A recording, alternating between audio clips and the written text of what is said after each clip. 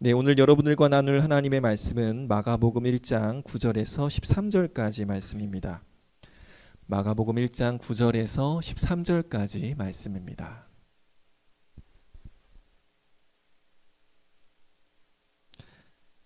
마가복음 1장 9절에서 13절까지 말씀 우리 함께 합독하도록 하겠습니다. 네, 태규 형제가 넘겨주세요. 9절부터 읽겠습니다. 그때에 예수께서 갈릴리 나사렛으로부터 와서 요단강에서 요한에게 세례를 받으시고 곧 물에서 올라오실새 하늘이 갈라짐과 성령이 비둘기같이 자기에게 내려오심을 보시더니 하늘로부터 소리가 나기를 너는 내 사랑하는 아들이라 내가 너를 기뻐하노라 하시니 성령이 곧 예수를 광야로 몰아내신지라 광야에서 40일을 계시면서 사탄에게 시험을 받으시며 들짐승과 함께 계시니 천사들이 수종들더라. 아멘. 네, 2024년 첫 주, 첫 예배 오신 우리 여러분들을 예수님의 이름으로 환영하고 축복합니다. 2024년에 여러분들 세운 계획들 또 세운 목표들이 하나님의 인도하심 가운데에 이루어지고 또 그러한 계획들을 통해서 또 하나님께 기쁨을 되는 그런 삶이 될 수 있었으면 좋겠습니다. 여러분 첫 단추라는 표현들 많이 쓰지요.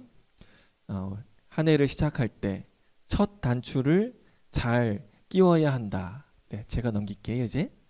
네, 첫 단추부터 띄워주시면 됩니다. 네, 됐습니다. 네, 첫 단추를 잘 끼워야 된다. 무슨 말입니까? 어떤 일을 시작할 때 그 처음 시작이 중요하다라는 것입니다. 혹시 여러분 새해의 첫 단추 잘 끼우셨나요? 여러분들이 계획하고 목표를 세운 것들을 이루기 위해서 그 첫 단추를 잘 시작했나 한번 스스로를 돌아봤으면 좋겠습니다. 혹시 그 첫 단추를 아직 제대로 끼우지 않은 분들 계시다면 그 첫 단추를 늦지 않게 제대로 끼울 수 있었으면 좋겠어요. 혹시 잘못 끼웠다면 아직 늦지 않았습니다. 다시 그 첫 단추를 새롭게 바른 자리에 끼울 수 있었으면 좋겠어요. 이처럼 처음 시작하는 것, 그 처음이 참 중요하다라는 것입니다. 신앙도요, 이 첫 단추가 중요해요. 우리가 어떤 태도, 어떤 마음을 가지고 하나님을 믿느냐, 그 시작점이 어디인가가 굉장히 중요하다라는 거예요. 우리 신앙의 첫 단추를 어떻게, 어디에 끼워야 하는가, 오늘 여러분들과 함께 말씀을 통해서 그 답을 한번 찾아가 보려고 합니다. 오늘 본문 말씀은요, 예수님의 첫 단추, 예수님께서 사역을 시작하는 그 첫 단추에 해당하는 말씀이에요. 오늘 말씀에서요, 예수님은요 세례를 받으십니다. 오늘 본문 말씀 9절 말씀을 함께 볼까요? 함께 읽어보겠습니다. 그때에 예수께서 갈릴리 나사렛으로부터 와서 요단강에서 요한에게 세례를 받으시고, 예수님께서 고향 갈릴리 나사렛에서 요단강으로 가셨다라는 것입니다. 그리고 그곳에서 요한에게 세례를 받으셨다라고 합니다. 바로 앞 7절 보시면요, 요한이 예수님을 향하여 이렇게 소개해요. 나보다 능력 많으시니 나는 굽혀 그의 신발끈 풀기도 감당하지 못하겠다라고 예수님을 소개합니다. 또한 8절에서는 이렇게 소개해요. 예수님을, 그는 너희에게 성령으로 세례를 베푸시는 분이다. 나는 고작 물로 세례를 베풀지만 나 다음에 오실 예수라고 하는 그분은 너희에게 성령으로 세례를 베푸실 분이다. 나보다 능력이 많으신 분이다 라고 예수님을 소개해요. 그런데 여러분, 지금 누가 누구에게 세례를 받고 있어요? 세례 요한에게 예수님의 세례를 받았다라고요. 세례 요한이 예수님께 세례를 받아도 모자를 파는데 예수님이 세례 요한에게 세례를 받았다라는 것입니다. 우리 이것을 어떻게 이해해야 될까요? 마가복음에서는요, 이 질문에 대한 답을 이야기하지 않아요. 근데 마태복음 3장 14절 보면요, 이에 대한 답을 알 수가 있어요. 마태복음 3장 14절 말씀 함께 읽어보겠습니다. 요한이 말려 이르되 내가 당신에게 세례를 받아야 할 터인데 당신이 내게로 오시나이까. 예수님이 요한에게 나에게 세례를 베풀어 주십시오 라고 이야기하자 요한이 말렸다라는 것이죠. 내가 당신에게 어떻게 세례를 줄 수 있겠습니까? 라고 이야기했다라는 것입니다. 그러면서 예수님께서요 이렇게 말씀하세요. 3장 15절에 예수께서 대답하여 이르시되 이제 허락하라. 우리가 이와 같이 하여 모든 의를 이루는 것이 합당하니라. 여기서 노란색 글씨가 중요해요. 예수님께서 뭐라고 말씀하세요? 모든 의를 이루는 것이 합당하다. 여기서 모든 의란 하나님의 뜻이에요. 내가 당신에게 세례를 받는 것이 하나님의 뜻을 이루는 길입니다. 나에게 세례를 베풀어 주십시오 라고 예수님이 요한에게 말했다라는 거예요. 요한에게 세례를 받는 것이 하나님의 뜻이다. 그게 하나님께서 맡겨주신 사역을 시작하는 첫 단추다 라고 이야기하고 있는 것입니다. 그래서 예수님은요 하나님의 뜻을 이루기 위해 요한에게 세례를 받으셨습니다. 예수님께서 세례를 받으실 때 그가 원하셨던, 하나님이 원하셨던 두 가지 뜻이 있었어요. 그 두 가지 뜻이 무엇이냐? 첫 번째는요, 함께 읽어볼까요? 세례를 통해 성령을 예수님께 보내주십니다. 여러분 놀랍지 않으세요? 예수님은 태어날 때부터 성령님이 함께 하셨을 것 같은데 언제부터 함께 하셨다고요? 세례를 받고 올라오셨을 때, 물 위로 올라오셨을 때 성령님이 예수님과 함께 하셨다라는 거예요. 10절 말씀입니다. 마가복음 1장 10절 말씀. 곧 물에서 올라오실새 하늘이 갈라짐과 성령이 비둘기같이 자기에게 내려오심을 보시더니. 예수님께서 세례를 받고 올라오실 때 하늘이 갈라졌다. 여기서 이 하늘이 갈라졌다라는 것은 하나님과의 소통이 열렸다라는 거예요. 그리고 곧 무엇이 일어납니까? 성령이 비둘기같이 자기에게, 예수님에게 내려오는 것을 보았다. 그런데 여기서 이 원어로 보면요, 이 자기에게라고 하는 이 단어를요 문자적으로 번역하면 자기 안에라는 뜻이에요. 예수님께서 세례를 받으시고 물 위로 올라오셨을 때 무엇을 보신 겁니까? 성령이 자기 안에 계신 것을 느끼게 된 거예요. 성령 하나님께서 비로소 자기 안에 계신 것을 이 세례를 통해서 느끼게 되었다. 여러분 이것이 무엇을 의미합니까? 성령 하나님이 자기 안에, 내 안에 계신다라고 하는 것은 지극히 크신 하나님이 내 안에 계시다라는 거예요. 성령 하나님이 우리 안에 계신다라고 하는 것은요, 이 땅을 창조하신 하나님이 우리 안에 계신다는 것을 의미하는 거예요. 세례를 통해서 어떤 일이 일어났습니까? 지극히 크신 하나님께서 예수님과 함께하게 되셨다라는 거예요. 예수께서 세례를 받으시면서요, 이제 본격적인 사역을 시작하는데 그에 앞서 무엇을 주셨다고요? 성령님을 주셨다고요. 그것이 의미하는 바가 무엇입니까? 하나님이 함께 하신다. 내가 너와 함께 한다 라고 하는 것을 이 세례를 통해서 느끼게 해주신 거예요. 이것이 예수님이 요한에게 세례를 받으신 하나님의 첫 번째 뜻입니다. 두 번째 뜻은요, 바로 이것이에요. 함께 읽어볼까요? 우리에게도 성령으로 세례를 베푸시기 위해서입니다. 두 번째 하나님의 뜻은요, 예수님께 주신 그 성령을 우리에게도 주시기 위함이다라는 거예요. 예수님이 성령으로 세례를 베푸신다라고 요한이 증언했어요. 예수님께서 성령으로 세례를 베푸신다 라고 하는 것 무슨 뜻입니까? 그것은 예수님을 통해서 우리 안에도 성령님이 함께 하시겠다. 성령님을 통해서 하나님이 우리와 함께 하신다라는 거예요. 우리가 예수님을 믿고요, 하나님의 자녀가 되었다면 우리 안에 누가 계세요? 성령 하나님이 계세요. 성령 하나님이 우리 안에 계신다라는 건 어떤 의미예요? 그래요. 지극히 크신 하나님이 우리 안에 계신다라는 의미예요. 청년 여러분, 이것이 복음입니다.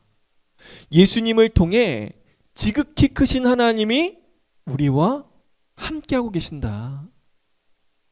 그 거룩하신 하나님이 우리와 함께하고 계신다. 이것이 기쁜 소식인 거예요. 청년 여러분, 저와 여러분 안에 누가 계십니까? 그렇습니다. 하나님이 함께하고 계세요. 하나님이 우리와 함께하고 계십니다. 우리의 삶을 인도하고 계세요. 예수님을 통해 우리와 함께하고 계신 하나님, 그 지극히 크신 하나님을 볼 수 있게 해주신 거예요. 저와 여러분이요, 우리와 함께하고 계시는 하나님, 그 하나님을 오늘 이 예배를 통해서 믿음의 눈으로 바라볼 수 있기를 소망합니다. 느껴지지 않아도요, 하나님은 우리와 함께하고 계세요. 다시 말씀을 돌아와서요, 11절 보시면요, 이 성령님이 임하고 나서 하늘로부터 들려오는 하나님의 음성을 예수님이 듣기 시작합니다. 우리 마가복음 11장 11절 말씀 우리 한 목소리로 함께 읽어보겠습니다. 하늘로부터 소리가 나기를 너는 내 사랑하는 아들이라 내가 너를 기뻐하노라 하시니라. 예수님께서요, 물 위로 올라오시고 성령님이 그 안에 계시자 어떤 음성이 들렸다고요? 너는 내 사랑하는 아들이라. 내가 너를 기뻐하노라 라고 하는 하나님의 음성이 들려졌다라는 거예요. 여기서 너는 내 아들이라 라고 하는 표현이 굉장히 중요한데요. 이 표현은요, 시편 2편을 이해하고 있어야 비로소 이해할 수 있는 표현입니다. 시편 2편 7절 보면요, 이런 말씀이 있어요. 내가 여호와의 명령을 전하노라. 여호와께서 내게 이르시되 너는 내 아들이라. 오늘 내가 너를 낳았도다. 시편 2편은요, 왕이 왕으로 등극할 때에 부르던 노래입니다. 제사장이요, 왕에게 이렇게 이야기하는 거예요. 너는 내 아들이라. 오늘 내가 너를 낳았도다 라고 하나님이 말씀하십니다. 너는 내 아들이라 라고 하는 이 말은 무슨 뜻입니까? 내가 너를 나의 대리자로 세웠다. 내가 왕을 나의 대리자로 세웠다라고 하는 표현인 거예요. 지금 이 표현이요, 예수님에게 적용되고 있어요. 예수님을 내가 사랑하는 아들이다 라고 부르신 이유가 뭐예요? 내가 이 예수라고 하는 자를 나의 대리자로 임명하노라 라고 하는 의미인 것이죠. 그런데 여기서 중요한 것은요, 우리가 주목해서 봐야 할 표현은요, 예수님을 향하여 단순히 너는 내 아들이라 라고만 말씀하시지 않으고요, 예수님을 꾸며주는 다른 표현이 있다라는 거예요. 그것이 무엇이냐면 내 사랑하는 아들이라 라는 표현이라는 거예요. 내 아들이라 라고만 말씀하시지 않으시고요, 내 사랑하는 아들이라, 내가 너를 기뻐하노라 라고 말씀하신다라는 거예요. 여기에 중요한 의미가 담겨져 있어요. 하나님은요, 예수님을요, 당신의 대리자로 세우시면서 뭐라고 말씀하시는 겁니까? 내가 너를 사랑한다. 내가 너를 기뻐한다 라고 말씀하고 있는 거예요. 예수님 안에 거하시는 하나님이요, 이 막중한 임무를 맡겨주시면서 무슨 말씀하시는 거예요? 내가 너를 사랑한다. 내가 너를 기뻐한다 라고 말씀하고 있다라는 거예요. 저는 이 부분 묵상하면서요, 이것이 바로 우리가 성령 충만할 때 느끼게 되는, 듣게 되는 목소리구나, 마음이구나 라는 생각을 하게 돼요.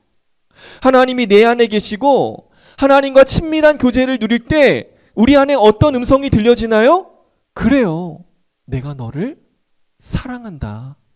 내가 너를 기뻐한다 라고 하는 하나님의 음성이 우리 마음속에 울려 퍼지게 되는 거예요. 하나님과 정말 가깝고 하나님과 정말 친밀한 관계에 들어가게 되면 우리 안에 들려지는 목소리가 무엇이냐면 내가 너를 사랑한다라는 거예요. 하나님이 우리를 사랑한다라고 하는 그 음성이 들려지게 된다라는 거예요. 하나님은요, 예수님께, 그 첫 임무를 시작하는 예수님께 내가 너를 사랑한다 라고 말씀하시며 그 신앙의 첫 단추를, 그 사역의 첫 단추를 꽂아주고 계시는 거예요. 그 하나님의 사랑이요, 예수님이 걸어가야 할 그 좁은 길, 그 십자가의 길을 걸어갈 수 있게 하기 때문에 하나님은 예수님께 내가 너를 사랑한다, 내가 너를 기뻐한다 라고 말씀하고 있는 것입니다. 청년 여러분, 이것이 바로 저와 여러분의 신앙의 첫 단추가 되기를 원합니다. 그 첫 단추가 뭐라고요? 하나님이 우리를 사랑하신다, 하나님이 우리를 기뻐하신다 라고 하는 그 사실을 믿는 것, 그것이 우리 신앙의 출발점, 우리 신앙의 첫 단추가 되어야 된다는 거예요. 우리 이렇게 한번 고백해 봤으면 좋겠습니다. 하나님이 나를 사랑하십니다. 함께 고백해 볼까요? 하나님이 나를 사랑하십니다. 우리 옆에 있는 사람들 보시면서 함께 이렇게 고백했으면 좋겠어요. 하나님이 당신을 기뻐하십니다. 하나님이 당신을 기뻐하십니다. 그래요. 이 고백이 우리 신앙의 첫 단추, 첫 시작이 돼야 돼요. 제가 얼마 전에요, 유퀴즈라고 하는 프로그램을 봤어요. 거기에 소통 전문가 김창옥 씨, 여러분 아세요? 김창옥 씨가 나왔는데요. 그 중에 인상 깊었던 장면이 있었습니다. 어떤 분이요, 이런 고민을 이제 상담을 합니다. 그 고민의 내용이 이거예요. 남들한테 인정을 받기 위해 계속 성과를 내야 한다는 압박감이 있습니다. 인생의 궁극적인 목표를 무엇으로 설정해야 될까요? 라고 하는 질문을 김창옥 씨에게 던진 거죠. 이 고민에 김창옥 씨가 이렇게 대답해요. 사람들은 자신의 가치를 내가 한 일로 증명하려고 하는 경향이 있는 것 같아요. 어려서부터 우리는 조건부 사랑을 받아왔습니다. 엄마 말 잘 들어서 너무 좋아. 공부 잘해서 너무 좋다. 운동 잘해서, 음악 잘해서, 무언가를 잘해서 참 좋다. 우리는요, 우리 부모님들에게, 주변 사람들에게 무언가를 잘해서, 무언가를 잘해야만 사랑받을 수 있고 칭찬받을 수 있고 인정받을 수 있다라고 하는 잘못된 생각들을 주입받았어요. 우리가 누군가에게 좋아하는 마음을 얻기 위해서는 우리가 무언가를 잘해야만 한다라고 하는 그런 강박이 우리도 모르게 생겼던 것이죠. 이런 조건적인 사랑에 익숙해져 온 사람은요, 무언가를 잘해야만 사랑을 받을 수 있다라고 하게 된다는 것입니다. 그래서 더 잘하기 위해서 압박감을 느낀다는 거예요. 새해를 시작하면서 내가 올해는 이것도 하고 저것도 하고 저것도 하고 여러 가지 목표와 계획을 세우면서요, 스스로를 더 옥죄이고 압박감을 느끼게 한다는 거예요. 이런 압박감을 가지고 있는 현대인들을 향하여 김창옥 씨가 이런 조언을 해요. 함께 읽어볼까요? 우리에게는 성과보다는 존재 자체로 인정받는 것이 필요합니다. 저는 이 말 들으면서요, 공감이 됐어요. 우리가 뭘 잘해서가 아니라 그냥 너라는 존재가 좋아. 이런 표현을 들을 때 우리 안에 무너진 자존감, 우리 안에 무너진 우리의 마음이 다시 회복될 수 있다라는 거예요. 이런 인정이 우리가 가진 압박감으로부터 자유하게 해준다라는 것이죠. 제가 우리 청년부를 맡은 지 이제 한 3주 정도 됐는데요. 큰 압박감이 있었습니다. 내가 잘할 수 있을까? 오랜만에 우리 청년들과 함께 하는데 너무 세대 차이가 나서 우리 청년들의 마음을 공감하지 못하면 어떡하지? 우리 청년들에게 꼭 필요한 말씀들을 전해야 되는데 내가 너무 청년들의 상황과 형편들을 모르고 그동안 살았던 건 아닌가? 내가 잘할 수 있을까? 혹시 내가 맡아서 우리 청년부가 반토막이 나고 반에 반토막이 나면 어떡하지? 이런 걱정과 염려가 너무 제 자신을 억누르고 압박했어요. 그런데요, 지난주에 우리 교회 한 집사님과 또 청년과 함께 뉴스페이스에서 이렇게 이런저런 이야기 하다가요, 이런 이야기를 한 적이 있어요. 그 집사님이요, 강 목사님 오시니까 좋지? 이렇게 물어보신 거예요. 그래서 한 청년이 그 청년이 이렇게 얘기하는 거예요. 우리 목사님 오셔서 참 좋아요. 그 청년의 이야기 들으면서요, 제 마음에 그런 압박감이 조금 벗어지는 느낌이었어요. 제가 뭐 잘해준 것도 없고 여러분들에게 뭘 해준 것도 없지만 그냥 와서 같이 함께 예배드리고 하는 그런 것들이 좋아요. 그 한마디가 제게 큰 위로가 되고 큰 힘이 되었습니다. 이처럼 우리의 존재 자체를 인정해주고 격려해주고 하는 이런 표현들이요, 이런 압박감으로부터 벗어나게 해준다라는 거예요. 저는 이러한 경험들을 하면서요, 오늘 말씀의 하나님이 생각이 났어요. 예수님께요, 이제 사역을 시작하는 예수님께요, 하나님 이렇게 말씀하시지 않아요. 정신 바짝 차려야 돼. 늘 깨어 기도해야 돼. 너 잘못하면은 사탄한테 너 시험 당해서 실패하고 말아. 늘 깨어 기도해. 금식하면서 기도해. 그렇게 이야기하지 않으셨다라는 거예요. 뭐라고 말씀하셨다고요? 내가 너를 사랑한다. 내가 너를 기뻐한다. 단지 그 말씀뿐이라는 거예요. 내가 너와 함께하며 좁은 길, 그 십자가의 길을 걸어갈 수 있는 힘을 주겠다. 그렇게 말씀하셨다라는 겁니다. 오늘 본문 말씀에 12절 보시면요, 이 하나님의 전적인 사랑, 무조건적인 사랑을 받으신 예수님께서요, 이제 광야로 가셔서 사탄에게 시험을 받는 사건이 나와요. 13절 말씀 함께 보실까요? 광야에서 40일을 계시면서 사탄에게 시험을 받으시며 들짐승과 함께 계시니 천사들이 수종들더라. 여기서 들짐승과 함께 계시고 천사들이 수종들었다라고 하는 표현은 좀 설명이 필요한 구절인데요. 당시 유대인들은요, 아담이 타락하기 이전에 아담이 들짐승과 함께 매우 친밀하게 지내고 천사들이 아담에게 수종들었다라고 생각을 했어요.